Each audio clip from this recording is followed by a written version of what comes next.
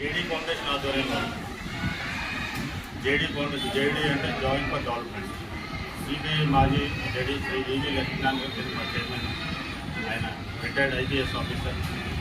ఆయన స్థాపించిన ఫౌండేషన్ ద్వారా మేము కొన్ని ఈ పర్యావరణ పరిరక్షణ కోసం కొన్ని కార్యక్రమాలు చేస్తాం. దాంట్లో ముఖ్యమైన సీడ్ బాల్ చూసారు, ఇది మట్టి ఆవుపేడ కలిపి ఉండలా తయారు చేస్తాం. ఈ ఉండ మధ్యలో ఒక సీడ్ పెట్టి దీన్ని ఉండగా తయారు చేస్తాం. దీంట్లో ఏ సీడ్ ఉంటుందంటే రాగి, చింత, వేప, సపోటా, నేరేడు, మారేడు, మొక్కజొన్న ఇలాంటి సీడ్స్ అన్ని దీంట్లో ఉన్నాయి. ఇది మనం ఈరోజు వెళ్ళి ఏం చేస్తుంటే కొండ ఉంది, కొండ దగ్గర తీసుకెళ్తాం. ఎంత బస్సు స్కూల్ బస్సులో కొండ పైకి తీసుకెళ్తాం.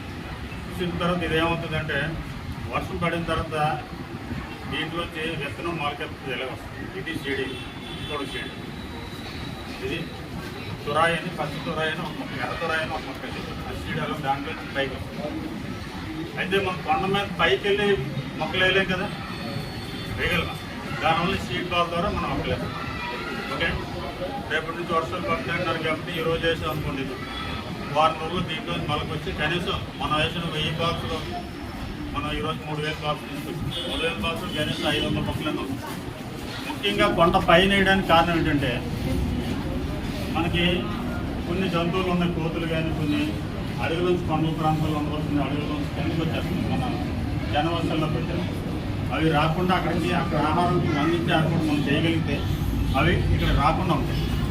రెండోది, దీంట్లో విత్తనం ఎట్టి పరిస్థితిలో కొట్టలేదు అనుకోండి, ఈ మట్టి దీంట్లో పేడ వెళ్ళిపోయింది కాబట్టి అక్కడున్న మొక్కకి కొద్దిగా బలం వస్తుంది. ఈ రెండో ప్రయోజనాలు చెందితే ప్రస్తుతం పర్యావరణ పరిరక్షణ కోసం మనం ఈ కార్యక్రమం చేస్తున్నాం. మీరు కూడా మొక్కలు నాటాలి, వృధాగా చేరుకోకుండా, నీటిని వృధా చేయకుండా జాగ్రత్తగా వాడుకోవాలి.